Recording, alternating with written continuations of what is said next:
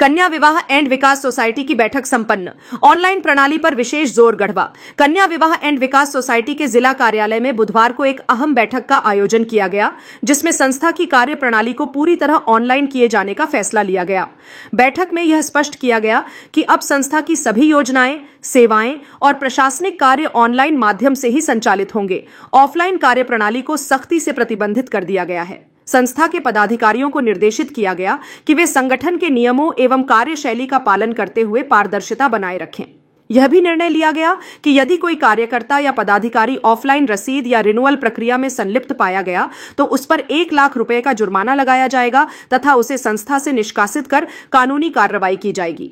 बैठक में फरवरी 2025 में आयोजित सामूहिक विवाह समारोह के दौरान कुछ कार्यकर्ताओं द्वारा अवैध वसूली व धोखाधड़ी की घटनाओं पर भी चर्चा की गई।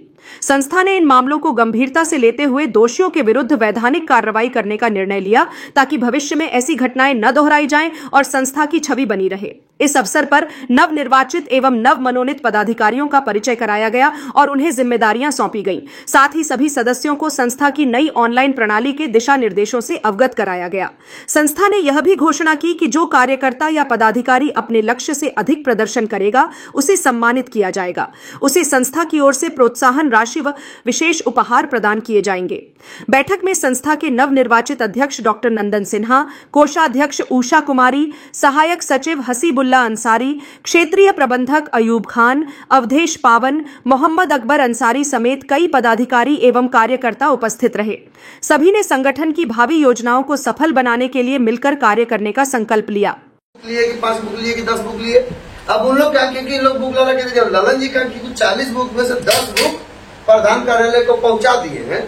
अब 30 बुक का पैसा फर्स्ट क्लास अपना मनमोहती इंजॉय में लगा दिया। अब उसके बाद क्या हुआ कि 30 बुक का पैसा जब हुआ कि अब इसको क्लोजिंग कीजिए तो क्लोजिंग में निकलने लगा।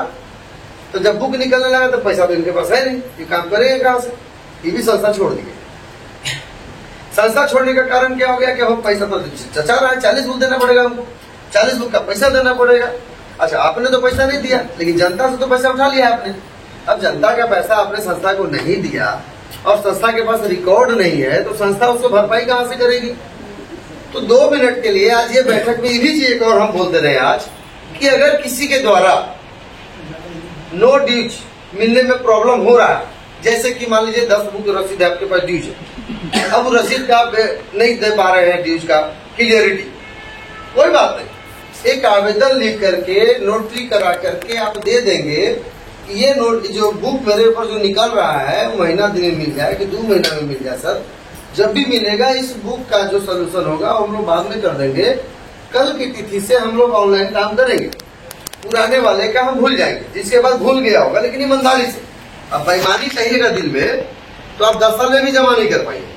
अगर आप ईमानदारी से कर दीजिएगा कि हाँ सर ये 5 बुक था मेरे पास, हमारा पैसा खर्चा हो गया है, हम धीरे धीरे करके भर देंगे, हम अपने पैसे से उसको क्लोज कर देंगे। उसके बाद क्या होगा कि आपका ऑनलाइन वाले पदाधिकारी को आपसे कोई मतलब नहीं, पुराना फीस न मांगेगा और न पुराना पैसे की बात करेगा। अब नए सिरे से तो चल सकते हैं ऑनलाइन पर डेवलप है, लेकिन क्लोजिंग को पारदर्शिता करना है, क्लोजिंग को ड्यूज रख करके भड़काना नहीं है जो है, क्योंकि देखिए वो आज नहीं कल छटेगा।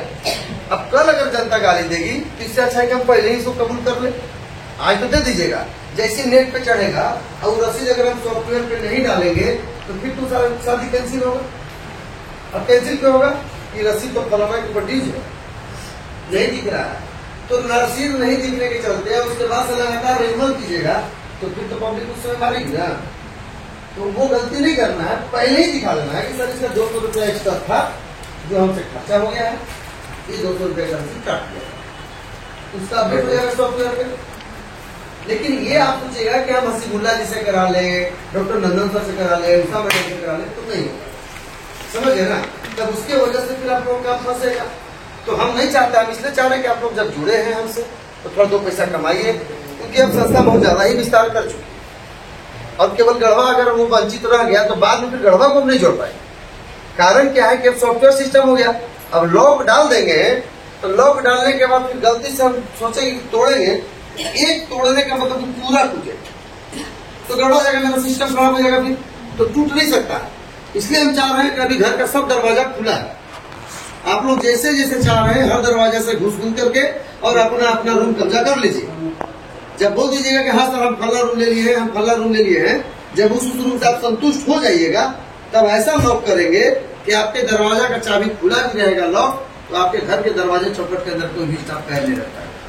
जैसे ही ऐसे पैर रखेगा ना तो आप कहीं भी रहिएगा ना, आपके मोबाइल में घंटी बजने लगेगा कि देखो हमारे रूम में कोई घुस रहा है। ऐसा सॉफ्टवेयर का इंतजाम मैंने किया। अगर एग्जाम्पल किसी को चाहिए तो आप बता दीजिए। दूसरी चीज, रजिस्ट्रेशन किसी का भी कहीं हुआ हो, आप लोग रेनुअल से अब न डरे कि अब हम रजिस्ट्रेशन तो कर दिया, मेरा रेनुअल फलानिया उठा लिया, मेरा तो दंड हो गया। नहीं उठेगा।